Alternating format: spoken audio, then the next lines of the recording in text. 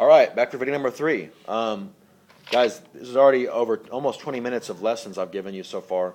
So this is worth, a decent amount of money. So if I were you, I would really take what I'm doing and really do it. All this stuff that I'm telling you is stuff I've either done in the past. I was a 4-year all-stater, just so you know. Or that I use with my students, okay? And these are things that I've also formulated after 2 or 3 months of teaching these etudes. Okay, so all this stuff I'm telling you, it comes right from the battlefield, okay? I'm not just giving you some random, this is the stuff that I'm telling you. If you do it, it's going to make you better. So don't waste any more time practicing incorrectly. Get your metronome at all times. If you don't have your metronome, you're wasting time, okay? We're going to talk about the first etude now. We've kind of gone in a wacky order, but I think it's more of an order of, it's just an order I picked, whatever. This etude, the first etude, number 35, there's not really a whole lot that is going to be way out of the zone of comfort. There's just a couple of loopholes that are going to get people every time. First one is off the bat. You've got to be able to play these 6 tuplets evenly. Okay? So how are we going to divide 6 notes into evenly? Well, we're gonna divide it into 3-note groups. Okay? So it's a lot easier to tell if 3 notes are even than 6 notes. So we're going to take a tempo like 60, have our 8th note on. Now we have 3-note groups. Okay? So I want you to practice specifically all the 6 tuplets in this piece separately. Some people like to play it on the left to distribute the work. I like to do it on the right, however you'd like to do it.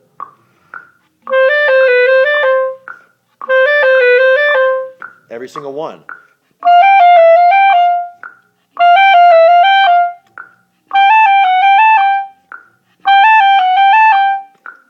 A trick that I always like to talk about, which I didn't talk so much about in the other videos, is anytime you have groups of notes together, especially slurred, the tendency is always to rush off the first note. Okay, so you always have to have a sense, and when I mean first note, not just of the 6-note group, but even the 3-note groups. So you're going to go da-da-da-da, instead of da-da-da-da-da-da-da. I don't say you should emphasize making it very, very much longer, but you have to be aware that that note is placed on the beat, and it should have a certain feeling of elongation. That's, being placed. Da-da-da-da-da-da-da, you know what I'm saying? So as the 6th tuplet, now we've divided it and we've conquered it. Hopefully we can play the 6th tuplet a lot more evenly. Okay? Always think about stretching it out. Then we have all those 6 tuplets. The next big thing that's going to get people, bottom line, is the 32nd note rhythm in measure 7. It's going to always be turned into a triplet. I just know it. You're going to go dee da da dee da da dee da dee da dee da dee da da, and that's so wrong. People are going to be shooting you down at the auditions. So you have to think dee da da dee da da dee da dee da dee da dee da da. Okay, it's already that fast at a slow tempo. So there's several ways to practice this.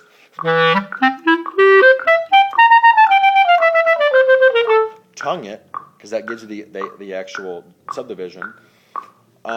Use the division. And we have to use like 32nd note division.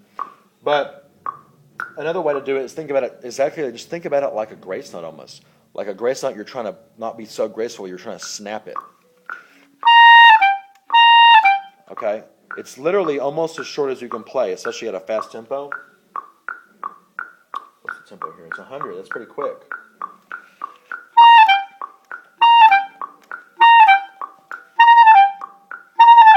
Okay, that's pretty fast to tongue. But,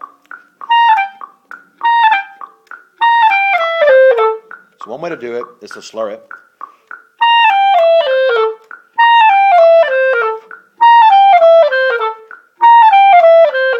I would say that's a good start.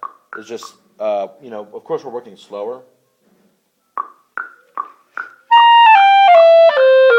Just play it all slurred with the grace notes. Feel a grace note feel, but really whip it.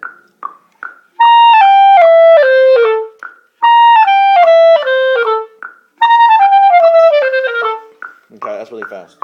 But I'm just going to warn you about that spot. It's going to trick people up. Okay. The turns, okay? Practice these slow.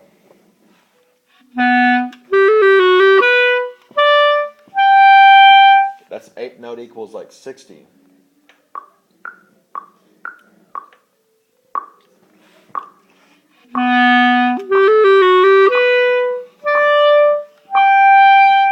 Then just move it up a little bit. Here's my big advice though. First of all, you got to get your hand up here. I'm telling you, people, they think they're going to get up there and they go, and they hit the B flat, okay? You got to actually take your pinky out of its position. You have to be ready to jump up there, okay? So, you have to be prepared. A lot of Calvin Opperman says 99%